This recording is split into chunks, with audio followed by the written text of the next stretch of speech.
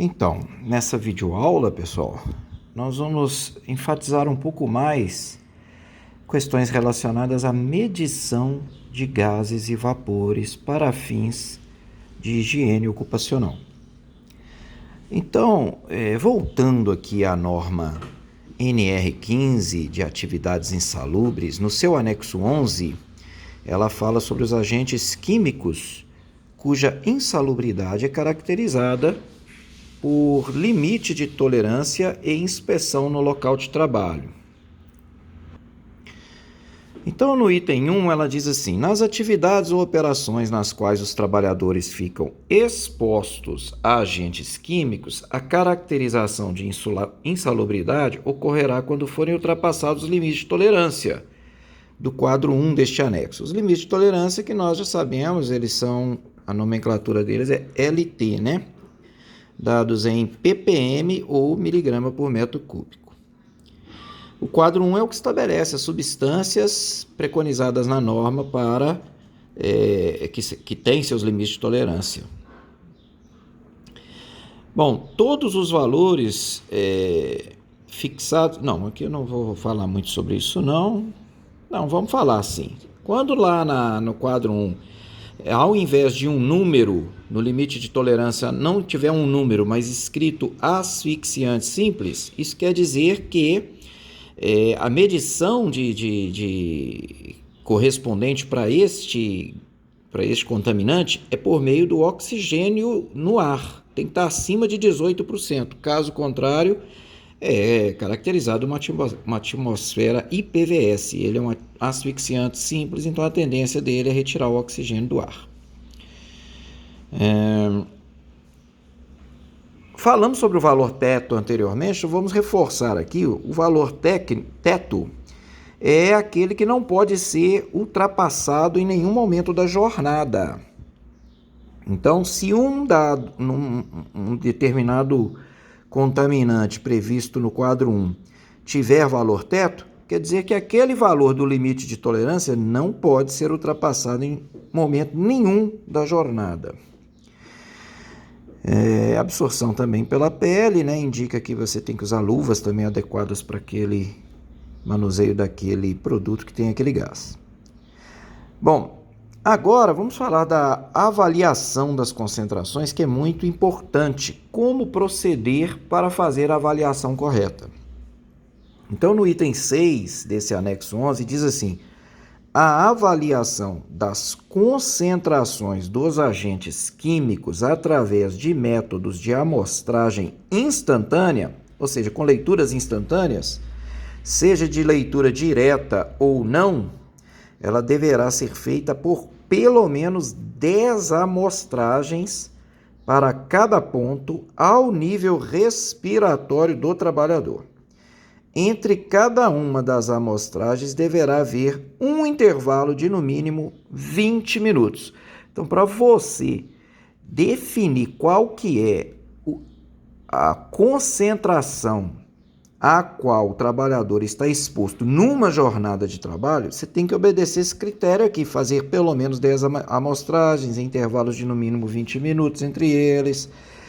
E com isso, você vai obter a média. Então, no item 7 diz: cada uma das concentrações obtidas nas referidas amostragens não deverá ultrapassar os valores obtidos na equação que se segue aquela que fala do valor máximo, lembra? O valor máximo é o limite de tolerância vezes o fator de desvio. Por exemplo, se o limite de tolerância estiver entre 0 a 1 mg por metro cúbico ou ppm, o fator de desvio é 3. Isso quer dizer o seguinte, que dentre essas 10 medidas aqui, dessas 10 amostragens, você pode ter algumas delas que ultrapassam o limite de tolerância em até 3 vezes.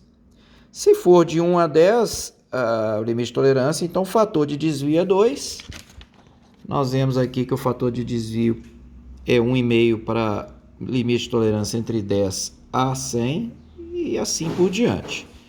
Então, quer dizer o seguinte: para os contaminantes que não possuem valor teto, admite-se um valor máximo, tá certo? E o valor máximo obedece a essa tabela do quadro 2, tá bom?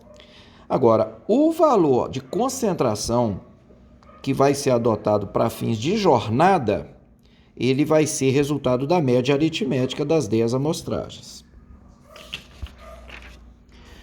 Bom, seguindo, item 8. O limite de tolerância será considerado excedido quando a média aritmética das concentrações ultrapassar os valores fixados no quadro 1.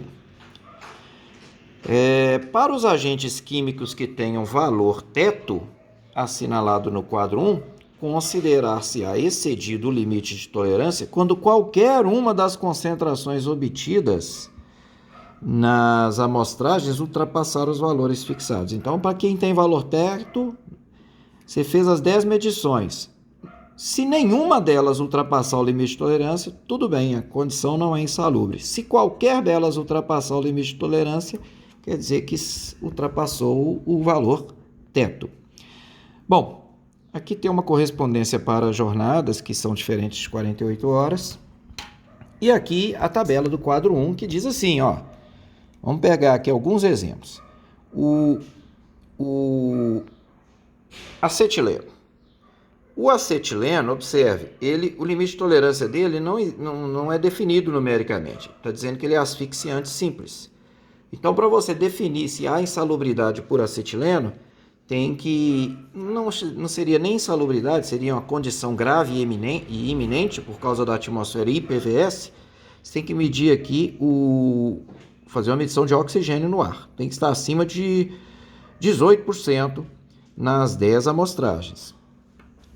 Agora vamos pegar aqui a acetona logo em seguida. A acetona tem um limite de tolerância de 780 ppm, ou também 1870 miligramas por metro cúbico.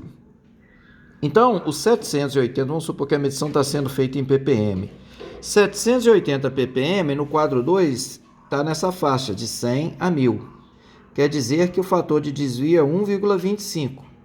Então, se eu fizer 10 medições, 10 amostragens da acetona, e nenhuma delas poderá ultrapassar 780 vezes 1,25 ppm. E na média das 10, eu tenho que ter uma média abaixo de 780. Vale fazer uma consideração aqui também sobre as medidas de controle em higiene ocupacional, que são adotadas sempre que um limite de tolerância a metade desse limite de tolerância é ultrapassada. No caso do ruído, a metade são 5 decibéis. A gente considera de 5 em 5 o incremento de danos à saúde. No caso de gases e vapores, é aritmético mesmo, sabe? Então, se o limite de tolerância é 700, recomenda-se medidas de ação a partir de 390. 390 seria a metade de 780. Se as amostragens, a média das amostragens der menos do que 390, talvez não seja necessário estabelecer medidas de controle. Entre 390 e 780, deve-se estabelecer ou providenciar medidas de controle. E acima de 780, neste exemplo, né, da acetona, já é caracterizado a insalubridade. Um outro exemplo aqui, ó, é do ácido clorídrico. O ácido clorídrico tem assinalado aqui a coluna valor teto. Então, quer dizer que esse limite de tolerância aqui de 4 ppm não pode ser ultrapassado em nenhuma das amostragens, nenhuma das 10 amostragens previstas na norma NR15. Então, com isso, e também aqui na última coluna fala sobre o grau de insalubridade para cada um desses contaminantes. Se for constatada a condição de insalubridade, adota-se o grau mínimo, médio ou máximo, conforme seja a substância, tá bom? Aqui é só uma primeira folha do quadro 1, ele é maior, né, por ordem alfabética, você percebe aqui que ainda não saímos da letra A, né? Então, vai de A a Z, é um quadro grande.